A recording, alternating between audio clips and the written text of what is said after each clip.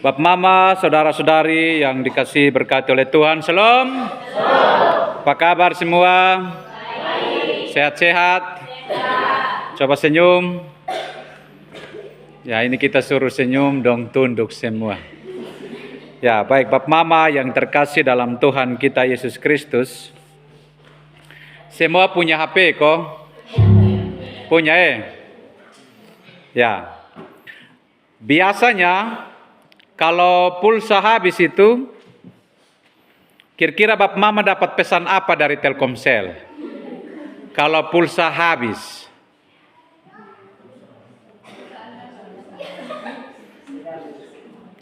Dong semua hafal Berarti semua akui. Ya, biasanya kalau menjelang pulsa habis, ada pesan Telkomsel. Pelanggan yang terhormat. Bayangkan Bapak Mama, terhormat. Masa aktif kartu Anda hampir selesai. Itu berarti ada alarm peringatan untuk kita cepat atau segera isi ulang pulsa. Nah, bagaimana dengan iman kita? Kalau seandainya Tuhan Allah kirim pesan ke semua orang yang pegang HP, isi pesannya demikian. Pelanggan yang terhormat, masa aktif hidup Anda hampir berakhir. Segera isi ulang iman Anda dengan doa, rajin baca Alkitab, rajin beribadah, dan jangan merusak alam. Kalau kita dapat pesan begini Bapak Mama, kira-kira ini hari siapa yang tinggal di rumah? Pasti semua akan berbondong-bondong datang di rumah Tuhan. Karena dapat pesan bahwa hidup Anda hampir berakhir. Ya. Berarti rupanya yang tidak datang ibadah hari ini belum dapat itu pesan. Iya Dong dapat itu pesan itu hanya langsung masuk di liang kubur. Jadi dong hanya ibadah di terakhir saja. Pas ibadah pemakaman, Mama. Biasa ada yang menunggu pas ibadah di terakhir-terakhir saja.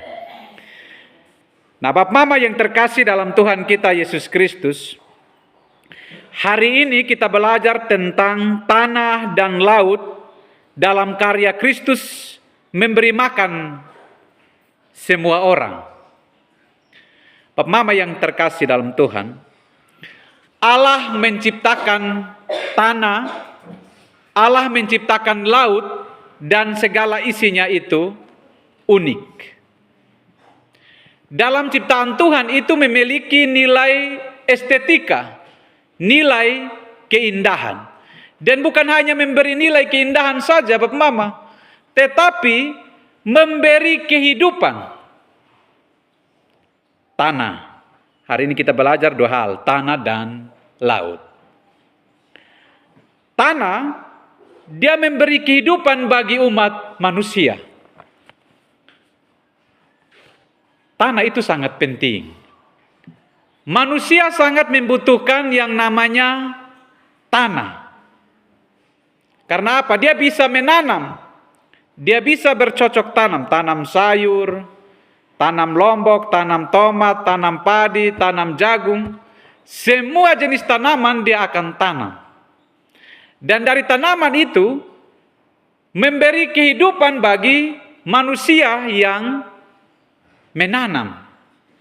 Berarti dari tanah itu memberi kehidupan bagi kita. Nah, sedangkan laut Bapak Mama juga punya nilai yang sama seperti tanah yang memberikan kehidupan bagi manusia.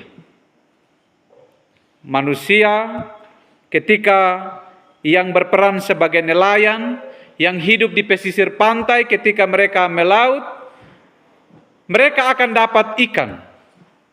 Dan dari ikan itu memberi kehidupan bagi setiap umat manusia. Berarti tanah dan laut sangat berperan aktif dalam kehidupan manusia.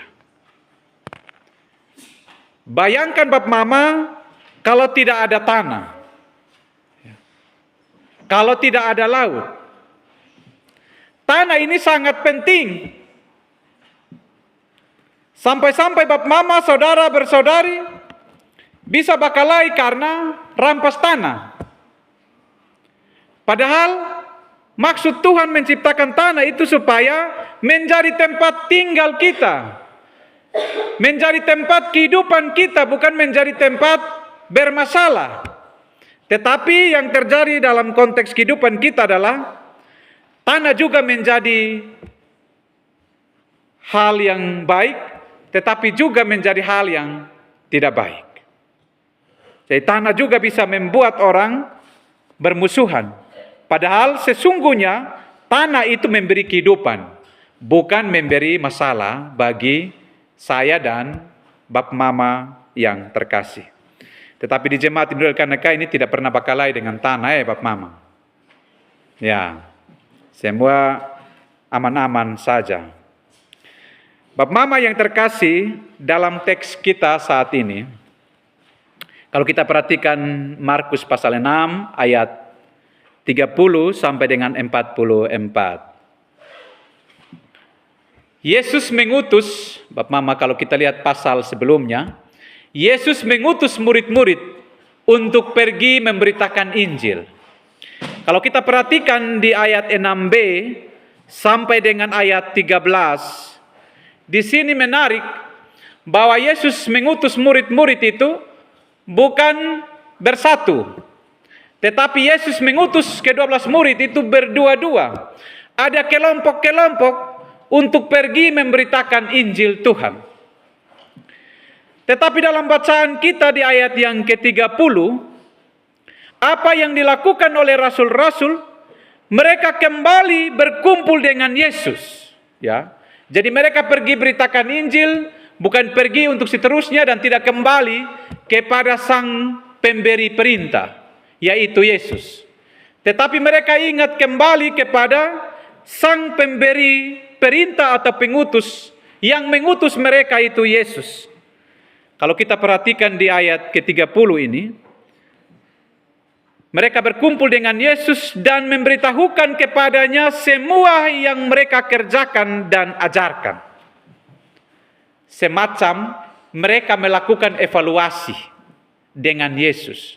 Bagaimana dengan pelayanan yang mereka lakukan? Bagaimana dengan pelayanan yang mereka lakukan dan pengalaman yang mereka alami pada saat di medan layan? Mereka melakukan evaluasi bersama dengan Yesus pada saat itu. Ada pengalaman iman yang mereka alami pada saat itu, bahwa Yohanes Pembaptis dibunuh oleh Raja Herodes. Yohanes Pembaptis dibunuh oleh Raja Herodes. Sehingga ketika murid-murid Yohanes mendengar hal itu, mereka datang dan mengambil mayatnya, lalu membaringkannya dalam kuburan. Jadi Bapak Mama yang terkasih dalam Tuhan, itu pengalaman iman di dalam pelayanan.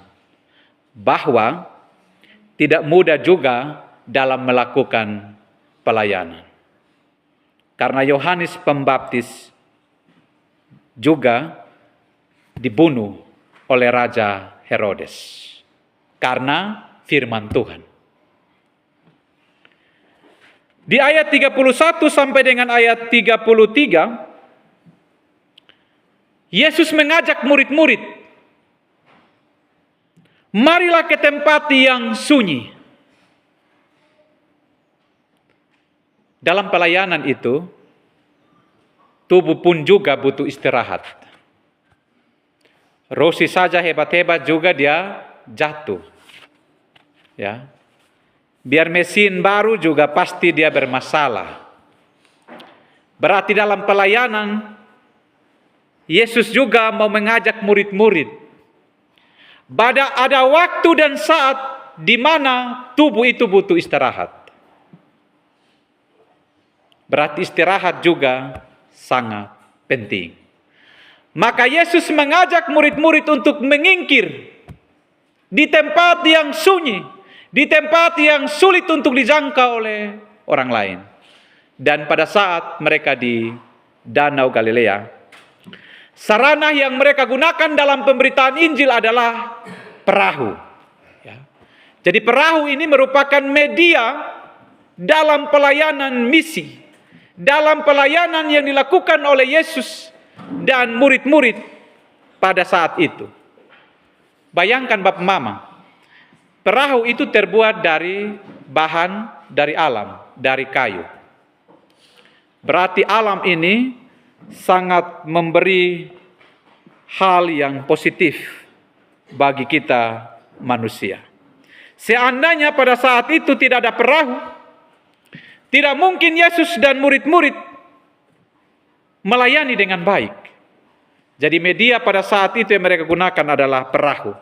Dan perahu itu dapat menolong mereka untuk menyeberangi danau yang ada di Galilea untuk memberitakan Injil. Yesus mengajak murid-murid untuk pergi ke tempat yang sunyi, supaya jangan ada gangguan banyak orang. Tetapi Bapak Mama, rupanya bahwa tidak demikian. Banyak orang sudah mengetahui tujuan Yesus dan murid-murid akan mengingkir ke sana. Sehingga Yesus dan murid-murid pergi melalui perahu. Tetapi yang banyak orang ini, mereka ikut jalan darat. Dan ternyata yang sampai duluan bukan Yesus dan murid-murid. Yang sampai duluan di tempat yang sunyi itu, yang tidak disebutkan dalam bacaan kita di mana tempatnya. Orang banyak itu sudah tunggu di sana. Berarti awalnya Yesus mengajak murid-murid untuk istirahat, tidak sempat. Karena di sana sudah banyak orang yang menunggu. Pertanyaan bagi kita adalah, apakah Yesus menolak mereka untuk tidak mau melayani mereka? Karena secara fisik mereka capek, secara fisik mereka sangat lemah. Tidak demikian Bapak Mama. Walaupun Yesus dan murid-murid secara fisik mereka lemah, tetapi mereka tidak menolak mereka yang sudah menunggu. Itu berarti Bapak Mama yang terkasih,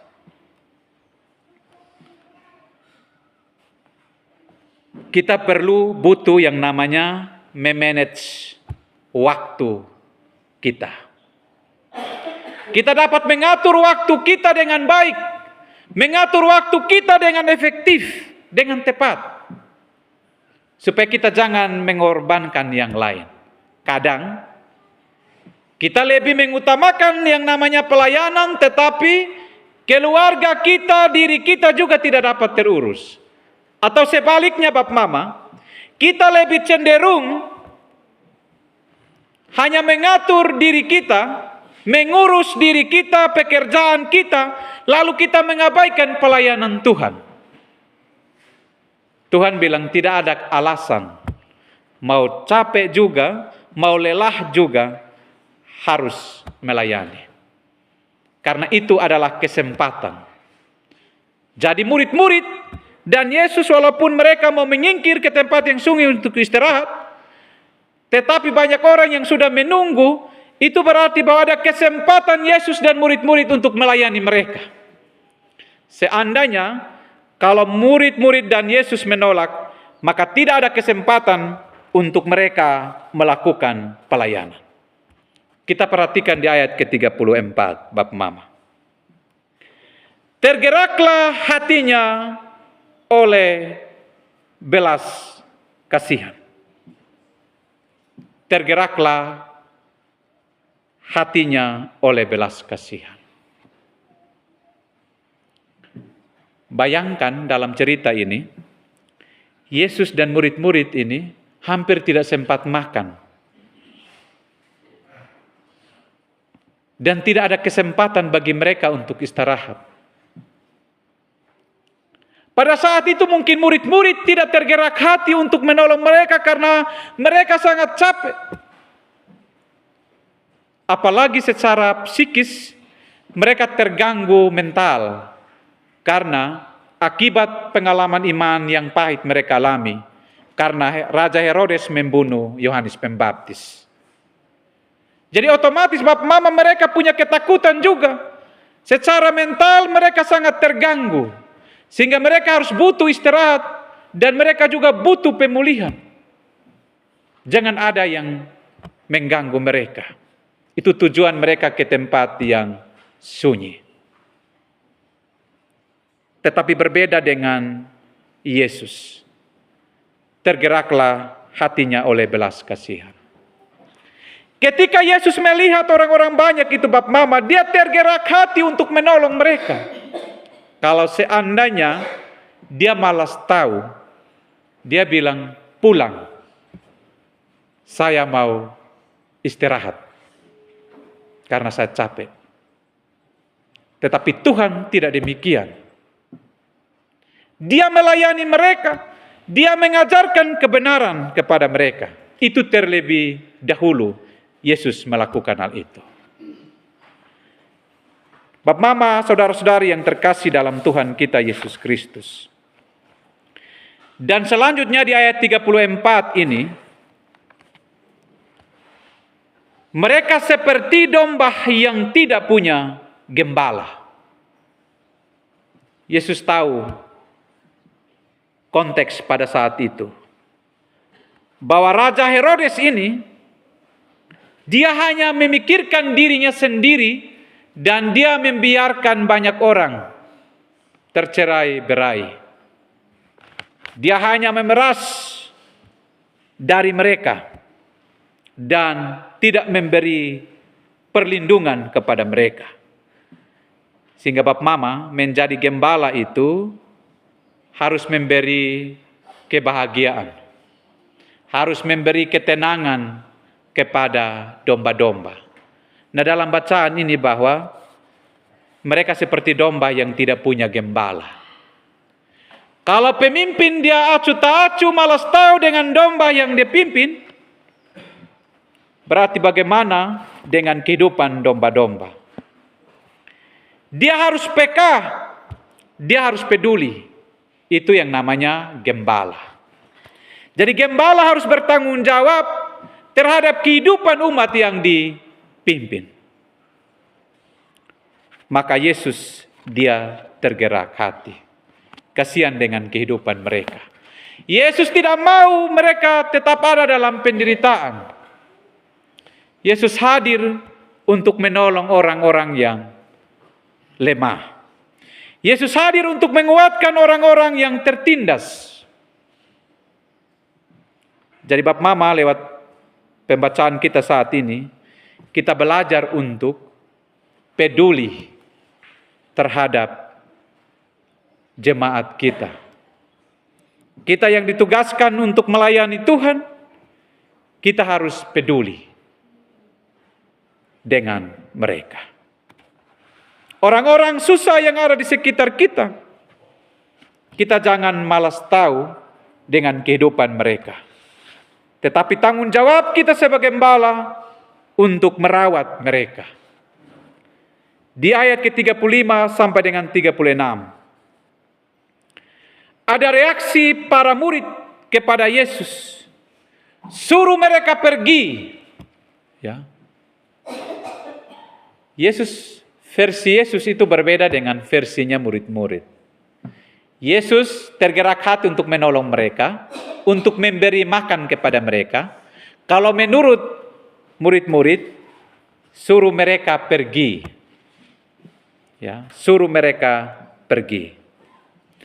Berarti murid-murid itu tidak mau repot. Ya. Mereka tidak mau repot dengan orang banyak yang datang. Ya. Tapi Yesus mau repot. Ya. Karena Yesus berpikir bahwa dia adalah seorang gembala, dia harus repot untuk urus domba-domba, dia harus urus banyak orang, dia harus urus umat manusia. Berarti kita sebagai gembala, sebagai pemimpin, kita juga harus repot seperti Yesus, yang punya kepekaan untuk peduli dengan orang-orang yang ada di sekitar kita. Kalau orang hanya pentingkan diri sendiri, dia tidak mau repot. Ya, kamu susah di situ. Tidak mau peduli. Tidak mau repot. Karena memang biasanya kalau kita menolong orang lain, Bapak Mama, itu memang repot. Apalagi kita mau membantu orang lain. Itu sangat repot. Nah, murid-murid tidak mau repot. Karena mereka sangat lelah, sangat capek. Suruh mereka pergi. Tapi dalam pelayanan, harus repot. Nah, repot ini yang harus siksak. Ya. Siksak untuk hal yang baik. Sama seperti dengan Yesus. Nah, di ayat 37 sampai dengan 38, respon Yesus terhadap murid-murid, yaitu kamu harus memberi mereka makan. Kamu harus memberi mereka makan. Tanpa terkecuali. Bayangkan Bapak Mama dalam teks kita di ayat 44 itu, yang ikut makan roti itu ada 5.000 orang laki-laki. Ini memang banyak sekali. 5.000 orang ini, karena hanya berapa saja. Ya, 5.000 orang. Itu tidak termasuk perempuan, tidak termasuk anak-anak. Hanya laki-laki saja. Berarti pada saat itu yang lapar itu hanya laki-laki. Berarti perempuan waktu itu dong kenyang. Berarti yang paling lapar dan paling makan banyak adalah laki-laki. Ya.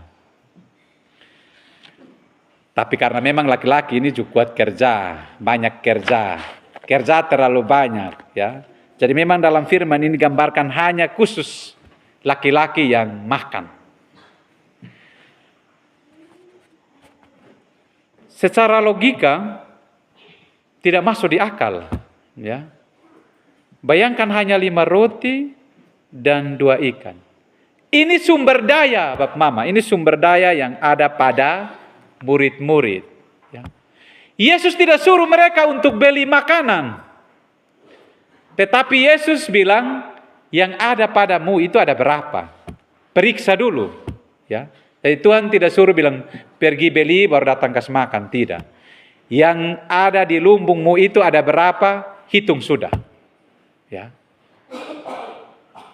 Nah, ini kita ngomong dengan sumber daya. Roti, ya, itu ame dari gandum. Berarti dia ditanam di tanah.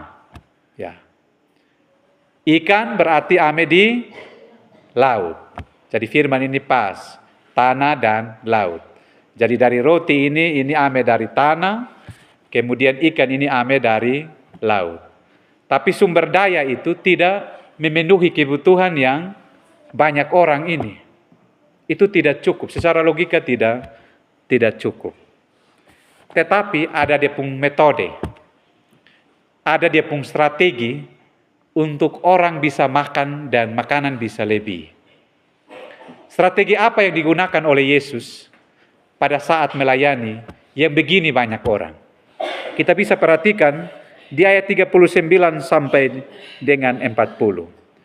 Metode atau strategi yang Yesus gunakan adalah membagi kelompok. Ya, ingat, membagi kelompok. Ada yang 100 orang, ada yang 50 orang. Strategi ini bagi Yesus adalah tepat. Kalau seandainya strategi ini tidak digunakan oleh Yesus, metode ini tidak digunakan oleh Yesus, otomatis yang lain itu tidak dapat makan. Karena tidak cukup. Karena kita memberi tidak tepat sasaran. Kita hambur-hambur berkat. Jadi ada yang mungkin lebih kenyang, ada yang sama sekali tidak kenyang, ada yang bahkan tidak makan. Tetapi strategi Yesus digunakan ini, dia bagi kelompok. Supaya apa? Ketika membagi 5 roti dan 2 ikan itu, pas. Dia jatuh itu pas. Karena kelompok ini ada 50 orang, kelompok ini ada 100. Jadi dia bagi itu pas. Jadi kalau dia bagi sedikit-sedikit, Maka 100 orang ini, jangan di antara mereka 100 orang atau 50 orang ini, jangan ada yang serakah. Dia ambil duluan, dia makan kunyit cepat-cepat, yang lain tidak dapat. Tetapi bagaimana ketika Yesus dan murid-murid bagi ini 5 roti dan 2 ekor ikan ini, dari kelompok yang 100, kelompok yang 50, biar sedikit juga harus sama-sama rasa. Jangan ada yang rasa, ada yang tidak sama sekali rasa, dan ada hanya cukup telan ludah. Tidak. Ya. Jadi dalam hal membagi makanan itu harus adil. Jadi ini keadilan yang Yesus lakukan, yang Yesus terapkan, karena ada metode yang digunakan dalam pelayanan. Jadi menurut Bapak Mama, metode yang Yesus gunakan ini dia berhasil atau dia gagal? Sangat berhasil Bapak Mama. Ya, sangat berhasil. Karena Yesus melakukan itu berdasarkan iman. Ya, sangat berhasil bagi Yesus.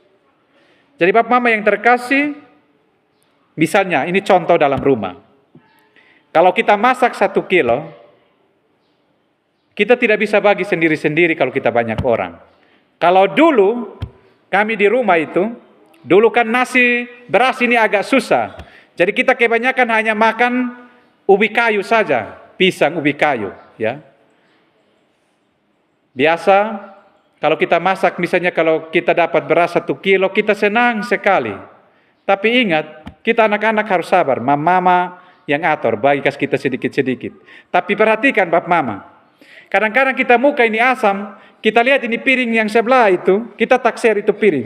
Itu piring agak lebih sedikit, kadang-kadang kita pun tangan ini harus cepat untuk ambil yang agak lebih sedikit. Kita lihat, kita punya ini ke datar-datar saja. Yang lain punya agak gunung sedikit, lebih saya ambil di sana. Nah sementara kita makan, karena memang dulu agak susah. Kita punya harapan itu adalah, semoga di antara kita ini, ada yang tinggal dia pun makanan supaya kita juga bisa tambah lagi. Di sini juga ada dulu-dulu, yang dulu-dulu. Ya, kami dulu juga pernah begitu. Jadi kita makan, kita semua mau lihat. Semoga bapak, kok mama, kok dia makan sedikit, kok dia kasih kita lagi. Karena memang dulu itu beras itu susah. Jadi Bapak Mama yang terkasih dalam Tuhan, ini dulu kita pun metode itu kita sudah pakai sama seperti Yesus dia pakai. Jadi kita masak nasi sedikit, kita sudah bagi semua bisa makan dan bisa minum. Jadi metode yang Tuhan ajarkan kepada kita itu cukup.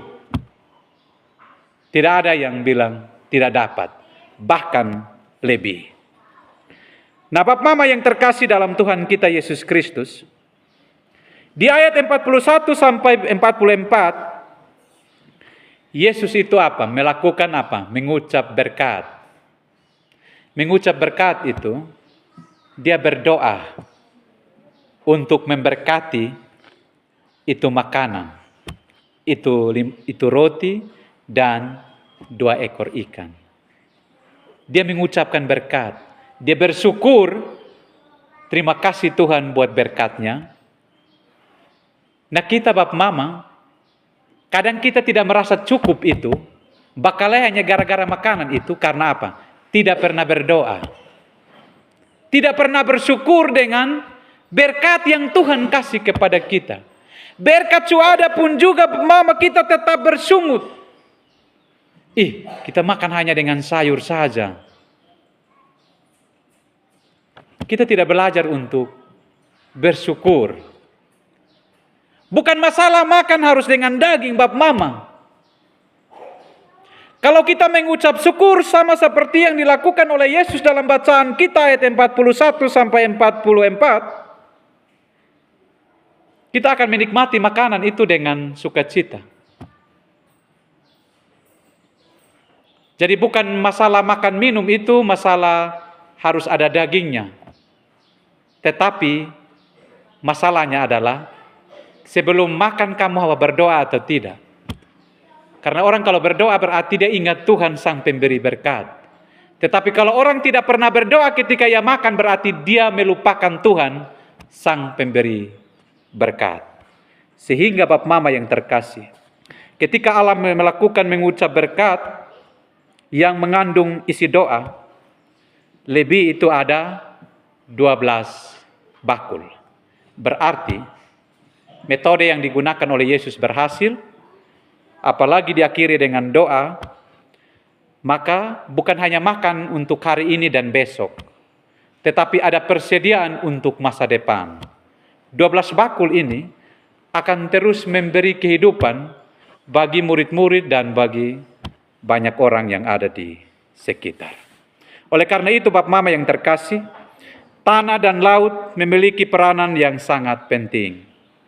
Tanah memberi ketersediaan makanan bagi manusia, demikian pula laut. Tadi dalam Pemazmur tadi, 104 ayat 14 itu, dari tanah itu keluar makanan. Kalau dari tanah itu keluar makanan, maka kita sebagai manusia punya tanggung jawab untuk merawat itu tanah. Merawat itu pohon-pohon yang ada di sekitar kita.